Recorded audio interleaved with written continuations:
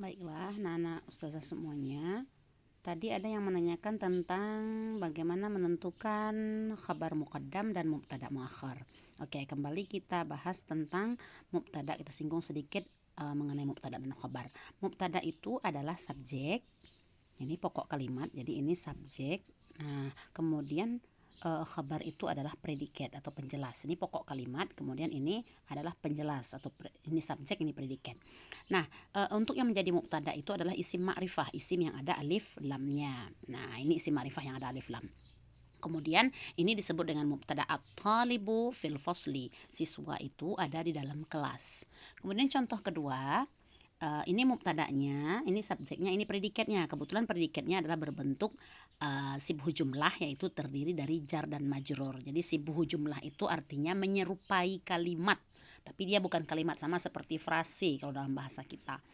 Nah, ini terdiri dari, jadi yang dinamakan dengan sibhu jumlah itu, sibhu jumlah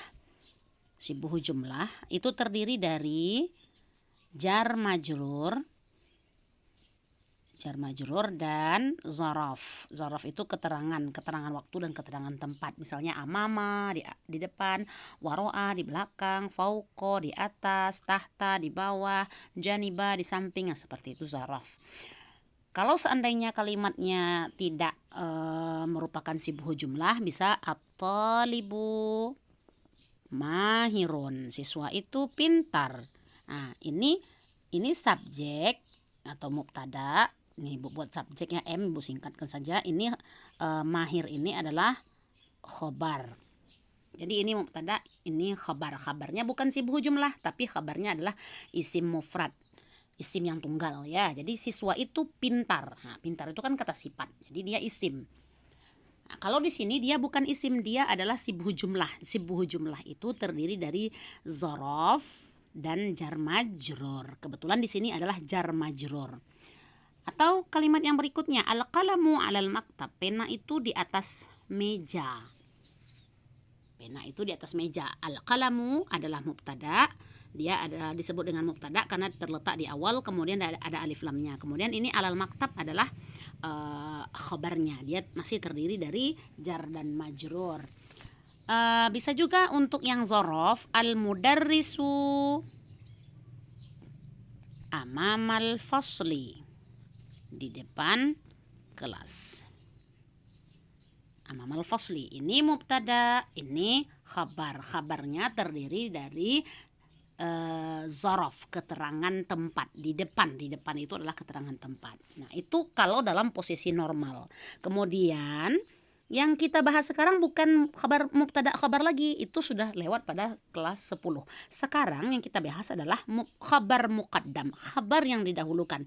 Tadi kan khabar letaknya setelah mubtada. Nah, sekarang kita bahas khabar yang didahulukan di awal letaknya. Kapan khabar itu didahulukan? Dia ada dua kejadian. Ada yang boleh didahulukan, ada yang wajib didahulukan.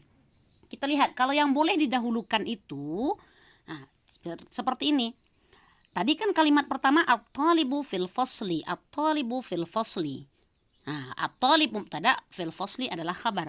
Kemudian di sini bisa kita buat kalimatnya, kita dahulukan khabarnya ini kita dahulukan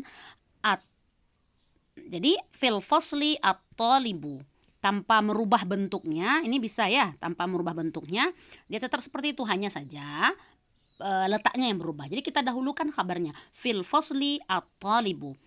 Bisa juga seperti tadi at-talibu fil fasli. Jadi boleh kedua-duanya. Ini artinya boleh didahulukan, boleh tetap pada posisi semula.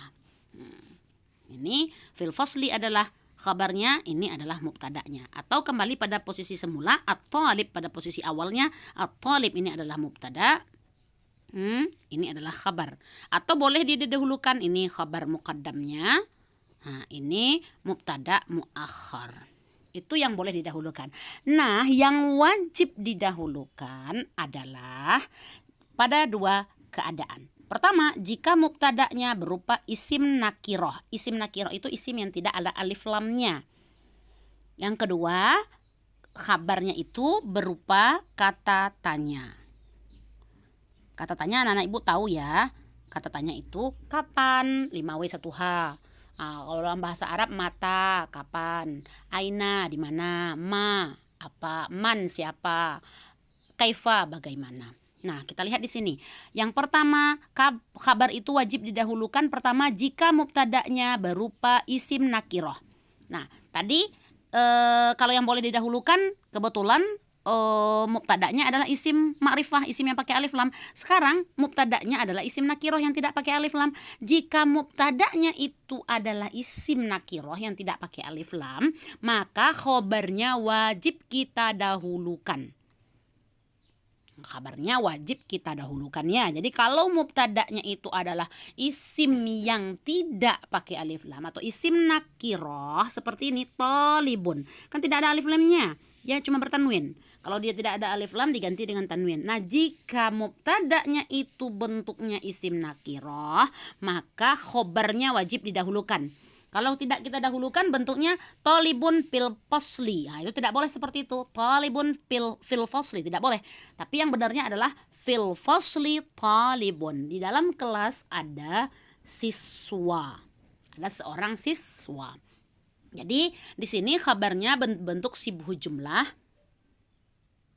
Kabarnya adalah sibhu jumlah, kemudian mubtada'nya adalah berbentuk isim nakiroh, isim yang tidak pakai alif lam. Jadi kapan wajib atau bagaimana cara menentukan khabar muqaddam itu dan mubtada muakhar? Nah, kalau misalnya dia letaknya di awal kalimat itu adalah jar majrur, otomatis dia adalah khabar muqaddam. Lalu setelah khabar muqaddam itu perhatikan apakah dia pakai alif lam atau tidak, apa namanya itu mubtada'nya. Apa dia, kalau misalnya dia pakai alif lam berarti dia boleh didahulukan dalam posisi yang boleh didahulukan seperti ini. Tapi kalau seandainya mubtada'nya tidak pakai alif lam berarti dia wajib didahulukan. Jadi bagaimana cara menentukan? Kalau seandainya dalam kalimat itu ada di awal kalimat ada jar majrur, berarti dia adalah khabar muqaddam, khabar yang didahulukan. Begitu juga kalau seandainya zorof, amamal baiti hadiqatun, di depan rumah itu ada taman. Amama itu kan keterangan tempat. Keterangan tempat itu dalam bahasa Arab disebut dengan zorof, zorof makan. Ada zorof zaman, ada zorof makan. Kalau al-an itu zorof zaman, sekarang. Al-yaum hari ini, ghadan besok itu namanya zorof zaman. Kalau amama itu adalah zaraf makan, keterangan tempat. Di mana tempatnya? Di depan rumah. Jadi di depan rumah ada taman, hadiqatun. Nah, kalau di sini kalimatnya dia didahului oleh zorof, yaitu zorof makan, maka di sini khabarnya wajib didahulukan. Khabar muqaddam namanya ya. Amamal baitinya harus kita taruh di awal karena dia khabar muqaddam. Kemudian mubtada'nya itu kita akhirkan karena mubtada'nya berbentuk isim nakiroh, isim yang tidak pakai alif lam. Ini yang pertama. Kemudian yang kedua, kapan dia wajib didahulukan? Yaitu kalau seandainya khabarnya berupa kata tanya.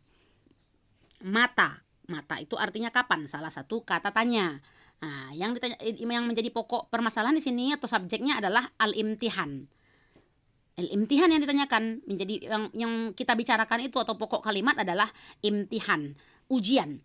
Seandainya kita tidak buatkan dalam bentuk seandainya kita mau letakkan dia dalam posisi normal, misalnya al-imtihan mata, ujian itu kapan, kan gitu ya. Kalau misalnya kita bertanya dalam bahasa kita, ujian kapan? Bisa juga kapan ujian. Sebenarnya kalau dalam kaidah bahasa Arabnya memang kata tanya itu letaknya di awal.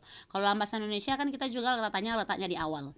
Tapi bukan kata tanya itu yang pokok kalimat. Yang pokok kalimat itu adalah yang dibicarakan setelah itu. Misalnya ujian, kapan ujian? Kapan kamu pergi ke sekolah? Nah, jadi kata tanya itu kalau dia dalam bentuk kalimat seperti ini, maka dia merupakan khabar muqaddam, predikat yang didahulukan. Jadi khabar yang didahulukan. Nah, ujiannya itu baru disebut dengan mubtada muakhar. Jadi bagaimana cara menentukan? Sekali lagi Ibu ulangi, bagaimana cara menentukan khabar muqaddam dan mubtada muakhar?